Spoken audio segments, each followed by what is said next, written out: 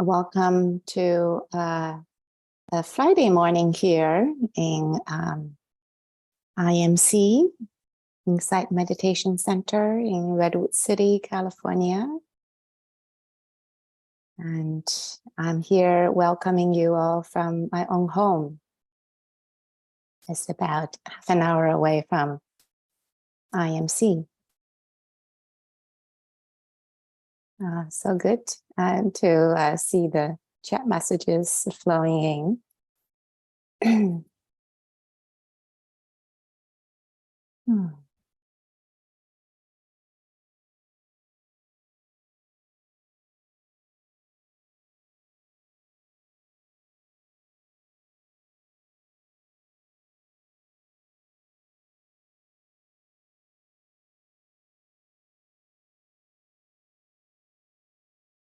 It's so sweet to have been with you this whole week in the mornings for myself.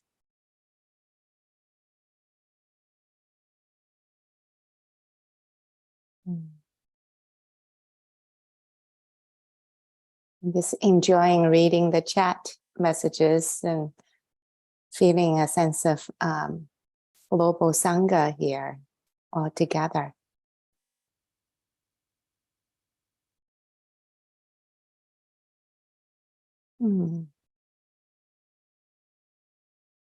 So we will begin momentarily to dive in to our meditation.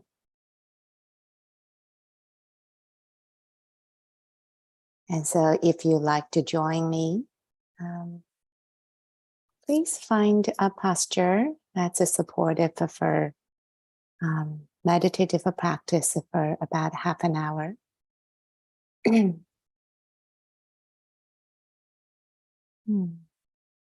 Yeah, to begin, maybe you just, if your eyes are still on the computer screen, just allow the chat messages to flow through. Soft-eyed, feeling a sense of a Sangha right here. Now we're practicing together as a community, an ancient tradition. And when you're ready, you can gently close your eyes or look down softly.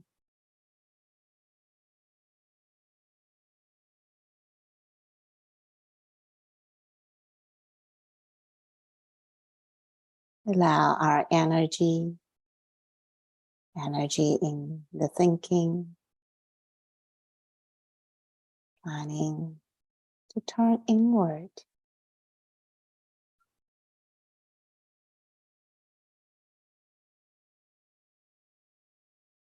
This meditation is an explicit form to gather our attention, collect our attention. So we're entering into here and now.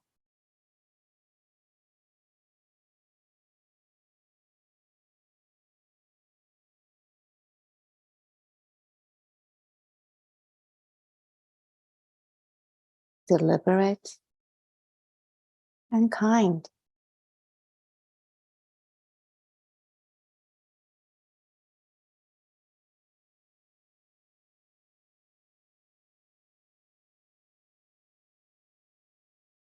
Feeling and sensing the global sense of the body, sitting, lying down.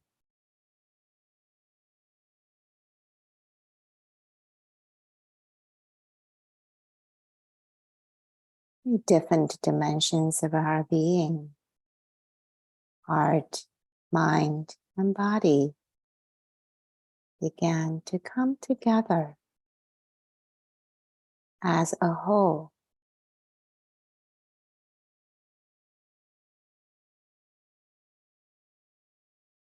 Maybe a sense of all gathering into and through the posture we're taking.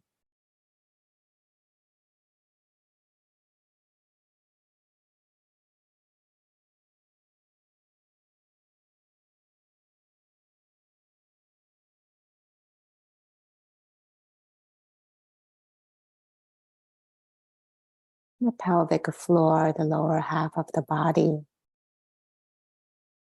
feel steady, settled, grounded.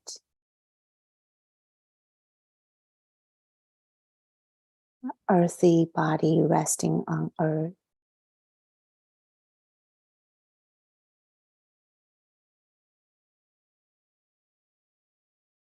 From a grounded place, there is a natural uplift in the torso, all the way through neck, head.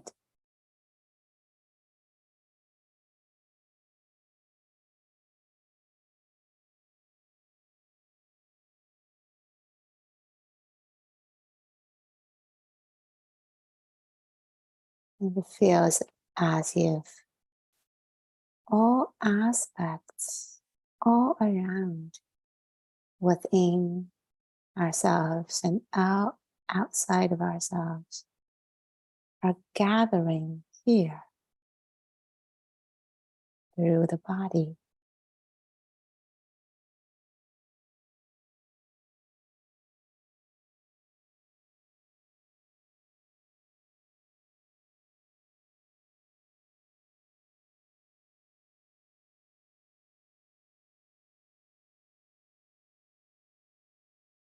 What a wonder that the earth element is naturally grounding, settling,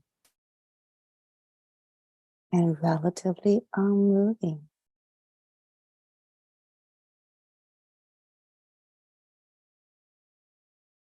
Offering grounding for our heart and mind right here.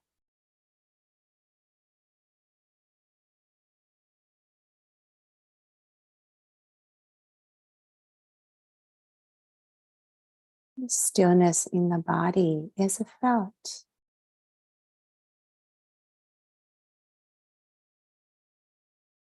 Right here.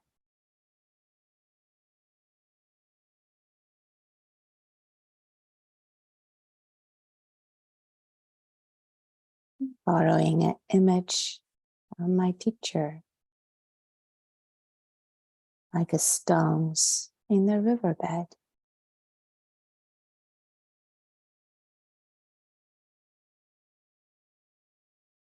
Quiet, stillness is felt.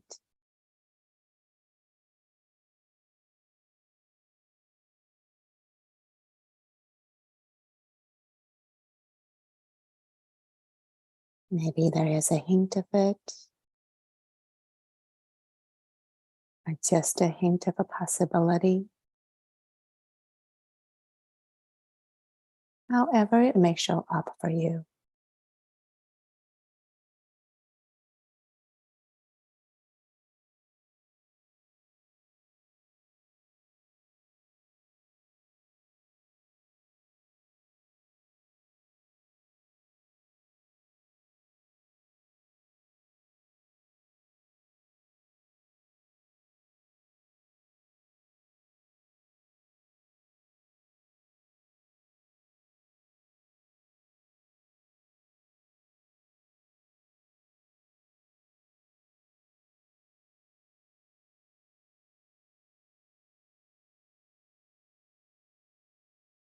Stillness in the body naturally highlights the movements without looking for or searching. It's natural, the movements of the body to be known. Movements of the breath, the sound vibration of the sound.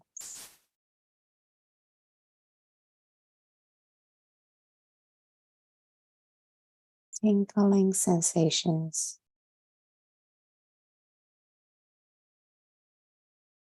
Maybe on the fingertips, palms.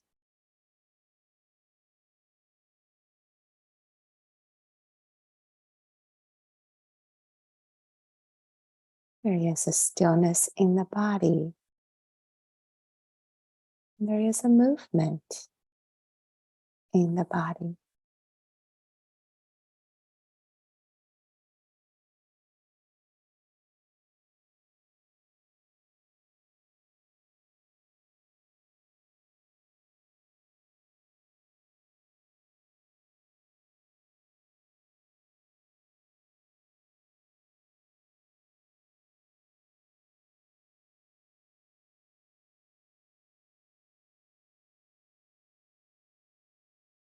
Feeling and sensing the movements.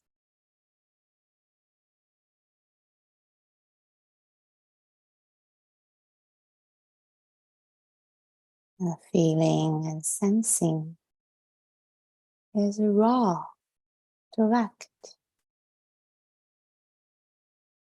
without the need for words, ideas.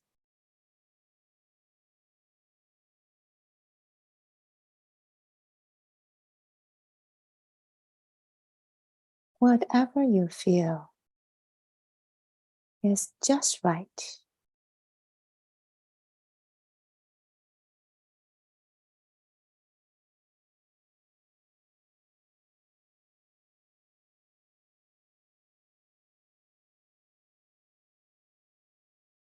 Letting go of the judgments, comparisons, evaluations.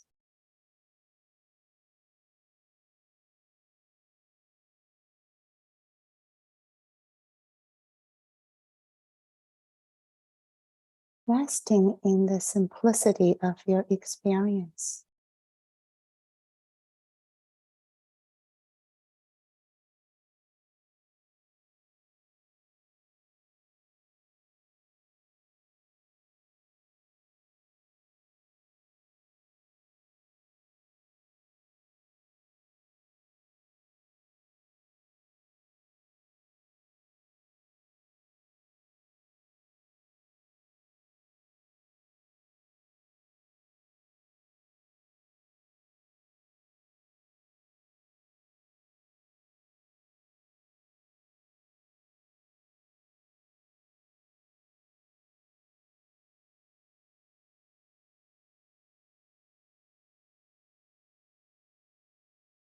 Noticing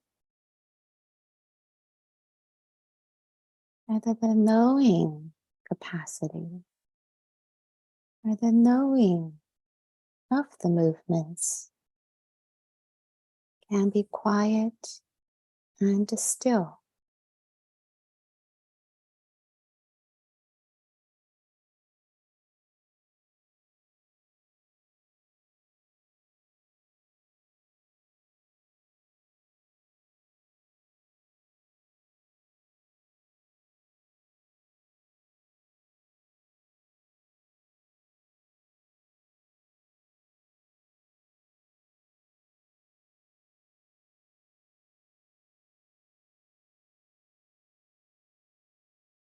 Emotions and thoughts may ripple through.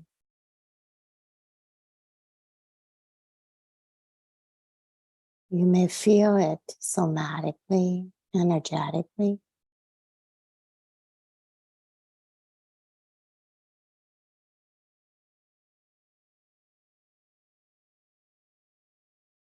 As some sort of movements, wavelets in the body,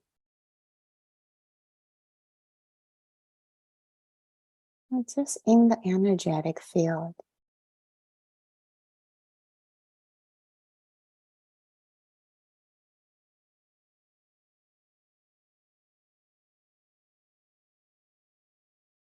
And there is a stillness, silence in the knowing, in the feeling, and in the sensing.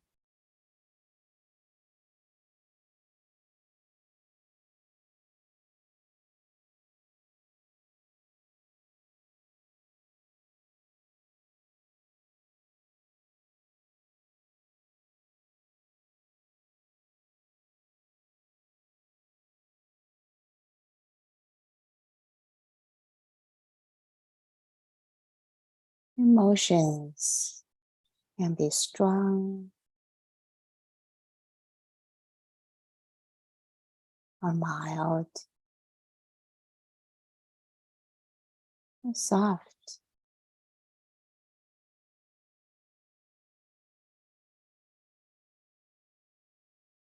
However it is, quietly, lovingly receiving them,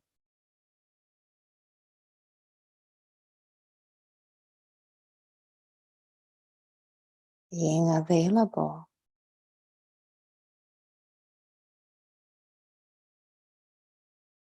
to all the movements, shifts, changes in the inner ecology of our being.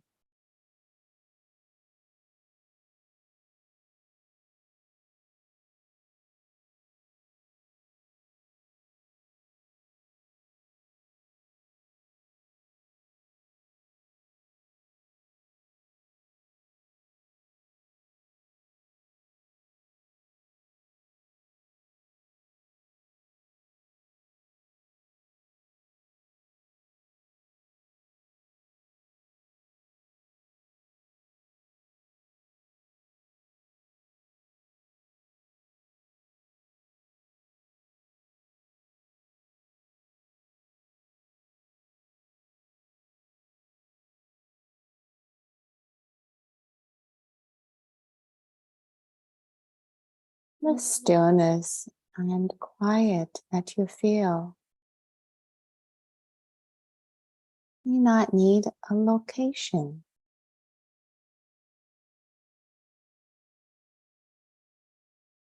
May feel pervasive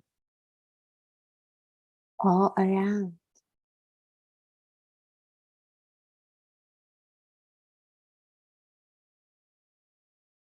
While the movements in the body, mind, and heart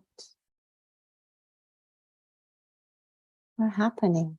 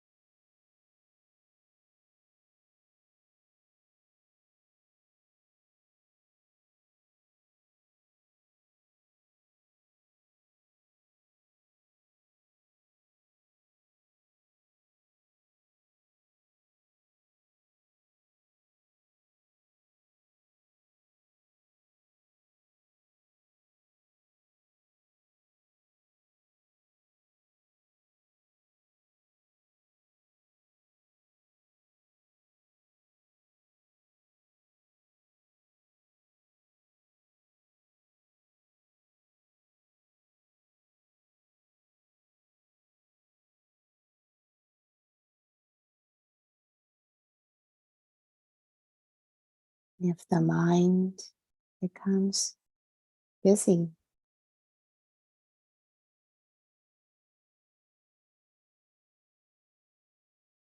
this body is a refuge.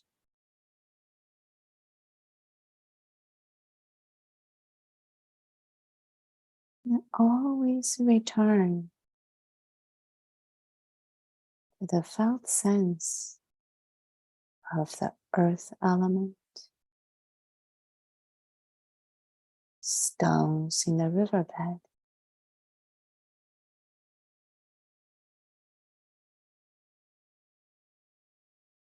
movements of the breath,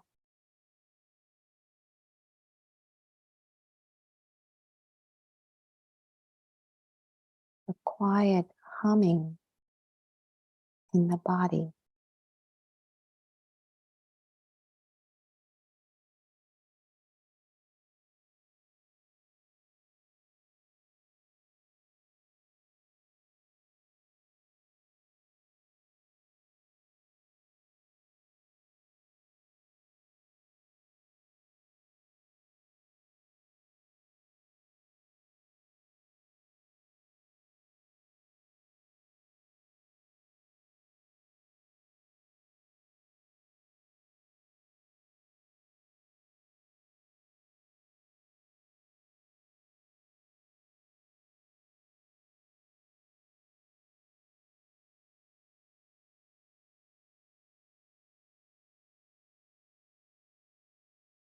Being available to feel and sense deeply.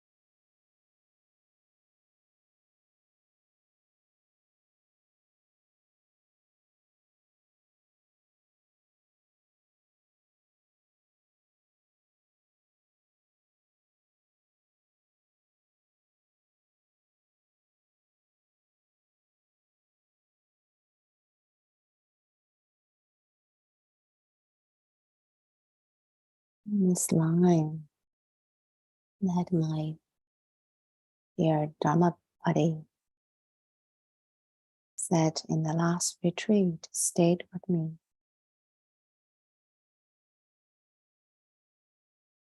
Our practice is not about feeling good.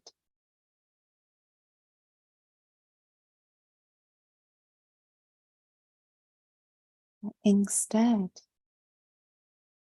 we're cultivating the capacity to feel deeply,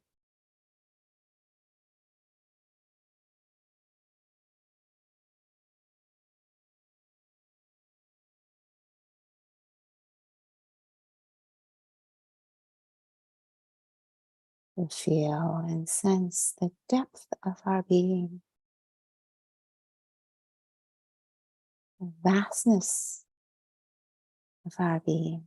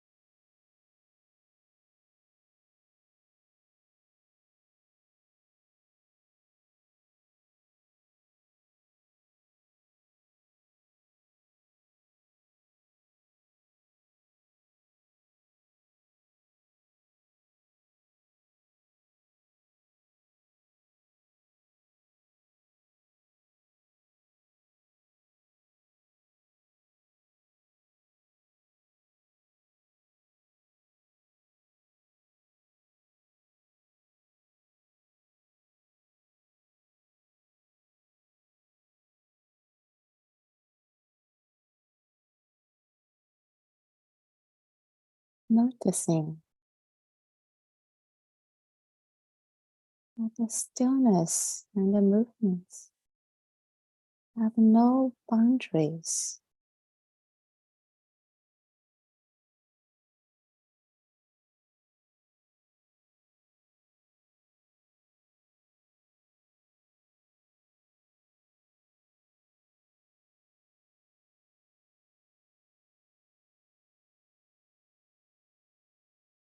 The flux of happenings,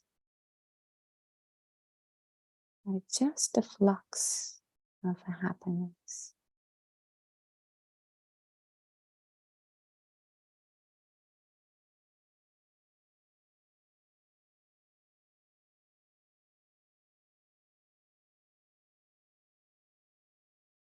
Center of a stillness is everywhere.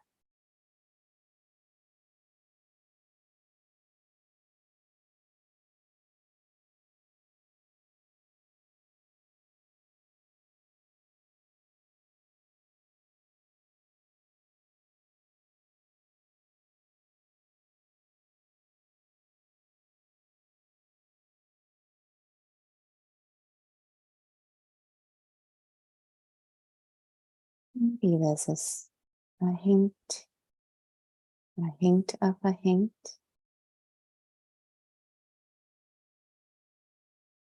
a hint of a possibility.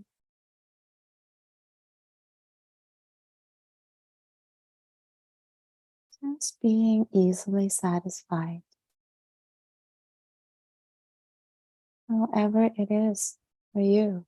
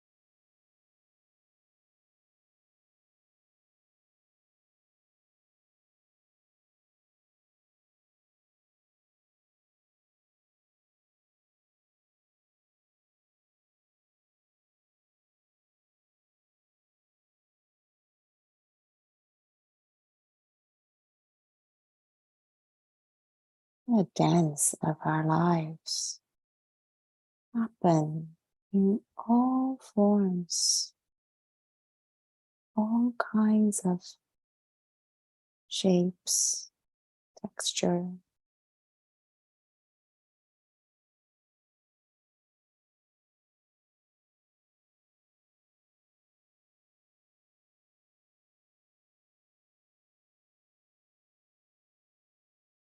Being available,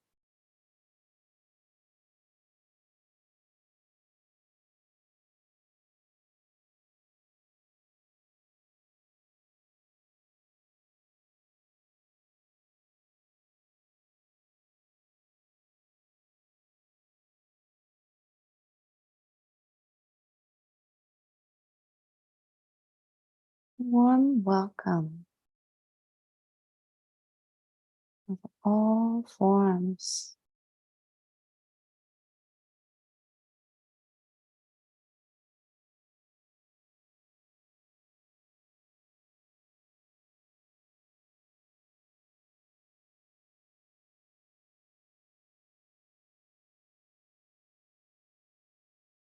and a warm welcome of all forms in all beings.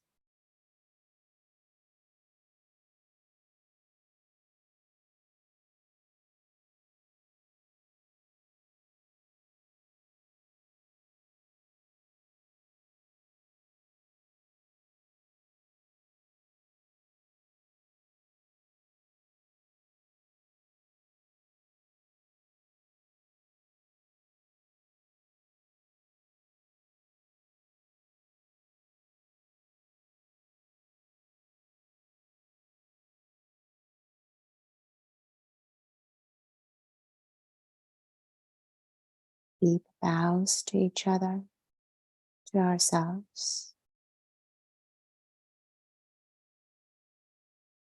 and to the possibility of a boundless, loving, quiet hearts.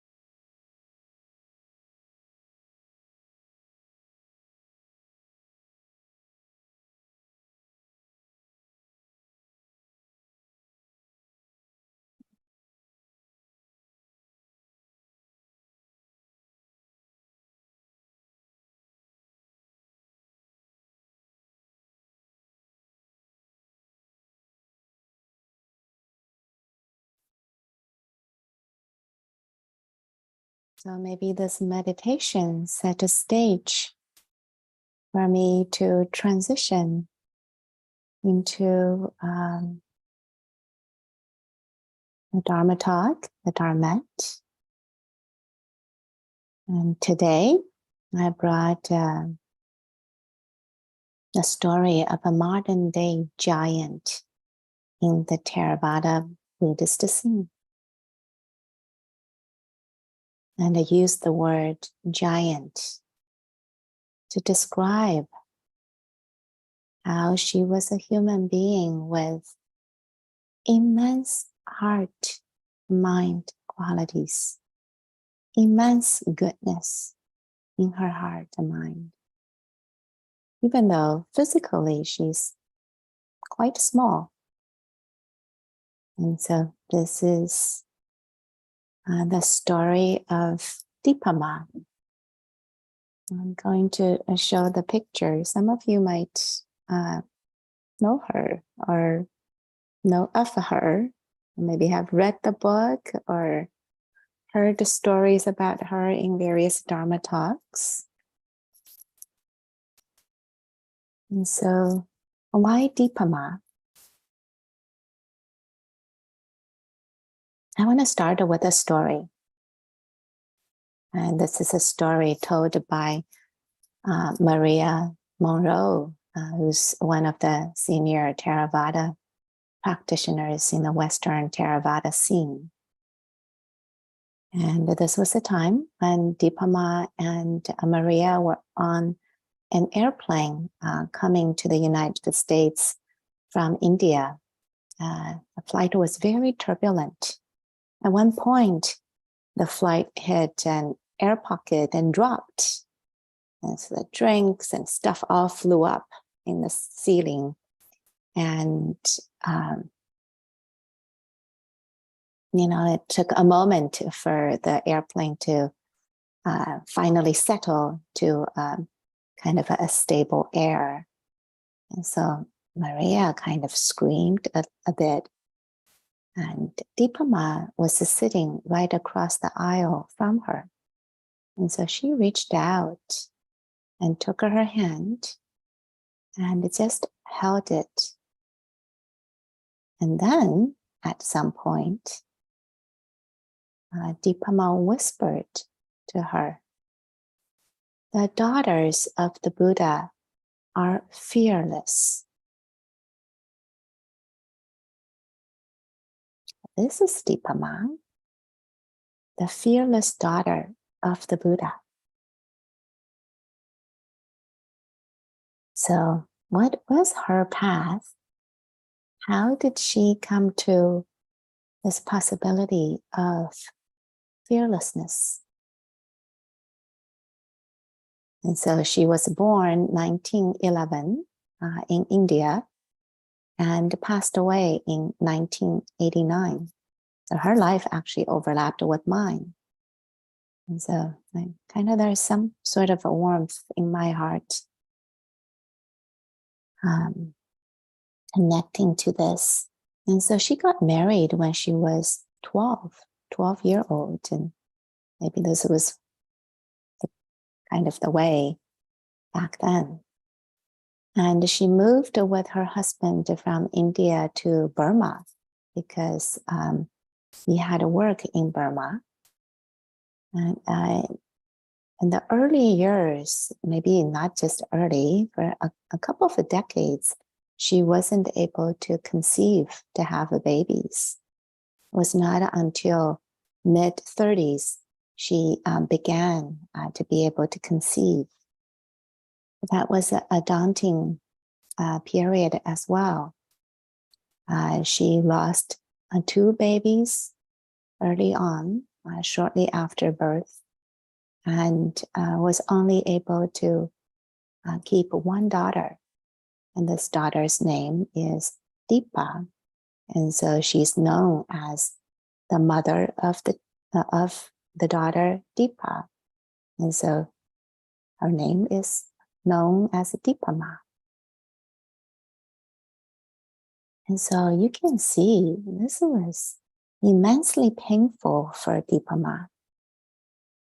And so she got very sick. She had heart disease, high blood pressure, other things. So she was bedridden for many months. She couldn't get out. And her husband was a very kind soul and very gentle and kind and loving. And so he not only had to take care of Dipa Ma and Dipa, but also had to work full time in order to keep the family going. So one day he came home not feeling well and died. So this was a breaking point. And Dipa Ma was in her early 50s without health, work, support, and had to support her young daughter. And without health. And so she didn't know what to do anymore. And ever since she was a little girl, so she always wanted to meditate.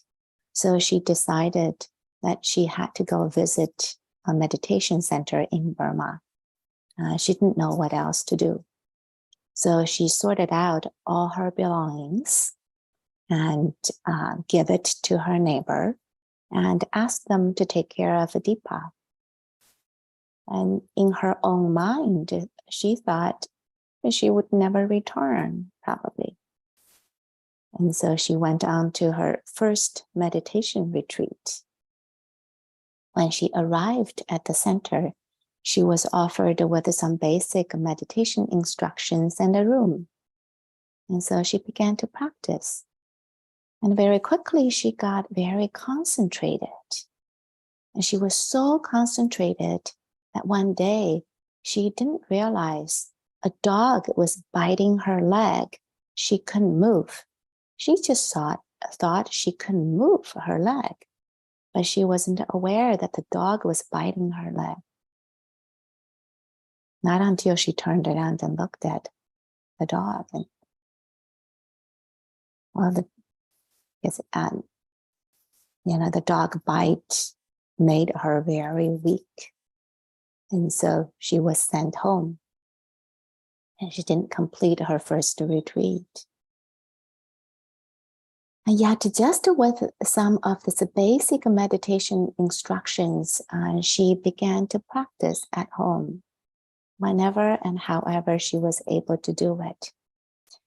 And she also had an opportunity to meet a teacher who actually spoke her own language in her home state. And I didn't mention that, and she was living in Burma and she didn't speak the local language. That was yet another challenge.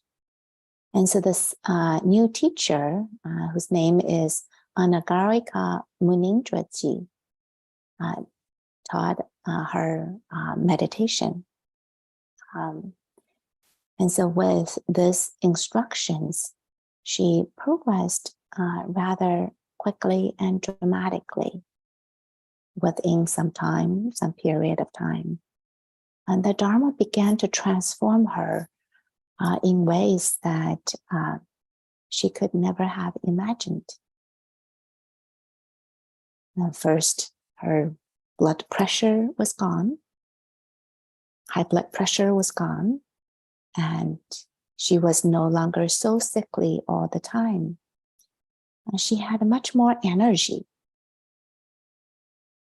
And this offered such immense trust and faith in the practice. And quickly, she had deep insights into the Dhamma. And so she just gave herself completely over to the practice. And so this was what was said in the descriptions about her. As even as a widowed single mother trying to undertake her spiritual path within the confines of a patriarchal and hierarchical Buddhist monastic system, Dipa never doubted that she could reach the highest goal. At that time and place, there was no such thing as the women's liberation movement. Dipa simply liberated herself. And so she once remarked, "I had no fear, and I am at peace now."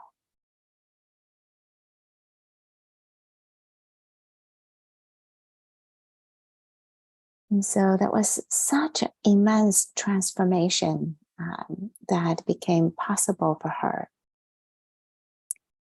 And that's in the midst of the ups and downs, the turmoils of her life.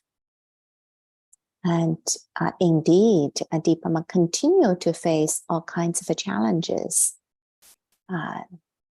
after this period of life in Burma. In 1967, 56-year-old Burmese government asked all foreigners to leave the country, and she had to leave with her daughter to go back to India. And so they moved into a tiny, small apartment in Calcutta. And that's where Dipa began her Dharma teaching career, in this tiny apartment. Maybe one of the most significant qualities of Dipa was that Dipa embodied the Dhamma. And she taught her students, whatever you're doing, be aware of it. Ironing, nursing, cooking, nothing is outside of the practice domain. And so one of her students said, she's the patron saint of householders. It was very uplifting for me. And in a way that kind of she's a superhero woman in my heart. If I'm allowed to have a superhero in my state of, I guess, a field of consciousness. And so her teachings in some ways changed how I practiced. I remember shortly after giving birth to my son, I realized that my life was more or less kind of turned upside down, with diapers, bottles, sleepless nights, and hormone changes in the body, all sorts of things. And it was a phase of my life where I had so much enthusiasm for retreat practice.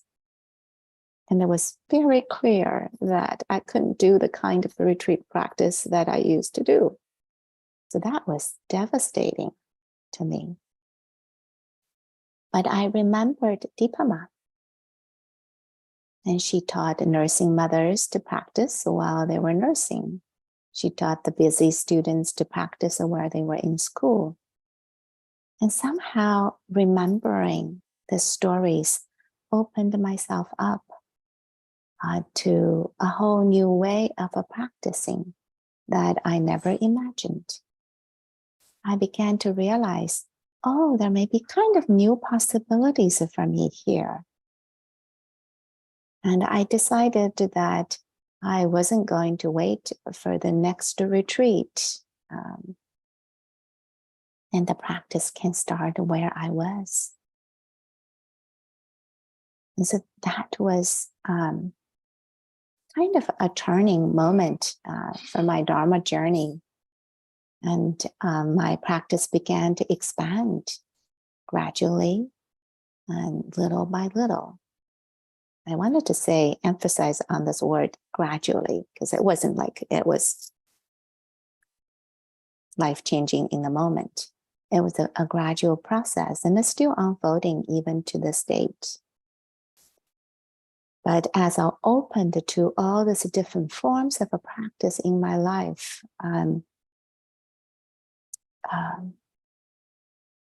it enriched my practice, deepened it, and I had so much confidence and trust in it. And so these were the teachings of Dipa, a profound householder Dharma teacher. And she was said that Dipama's path wasn't attached to a particular place, teacher, lifestyle, or the monastic model. The world was her monastery. And she was a teacher for many. She taught some of the senior Western Theravada teachers in our own lineage. Jack Kornfield, Joseph Goldstein, Sharon Salzberg. And she had taught a 3-month retreat in Insight Meditation Society. But I want to wrap up this week's great women disciples stories of the Buddha by saying that the stories are not meant to intimidate us, ask us to become them, or something like that. I'd like to read the afterword in this Dipama book that I was showing. That's written by Jack Kornfield, who summarized the point that I was hoping to make much better than what I could come up with. And this is what he said.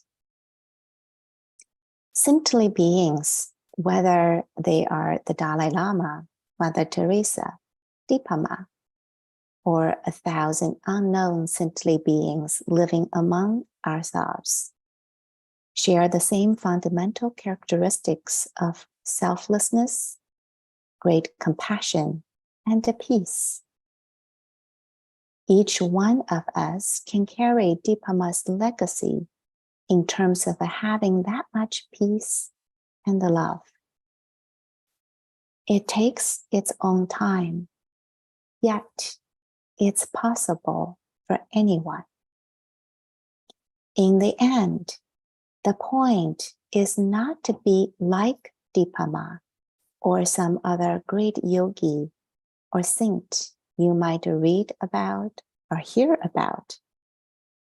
The point is something much more difficult: to be yourself and to discover that all you seek is to be found here and now in your own heart. Thank you, everyone.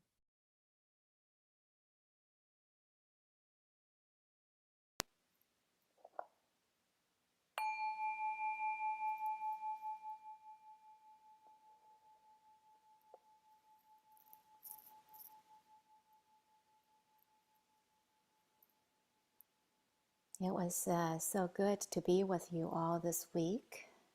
And you will be accompanied by Diana Clark, my Dharma sister. And so you'll be in good company. And so be well, everyone.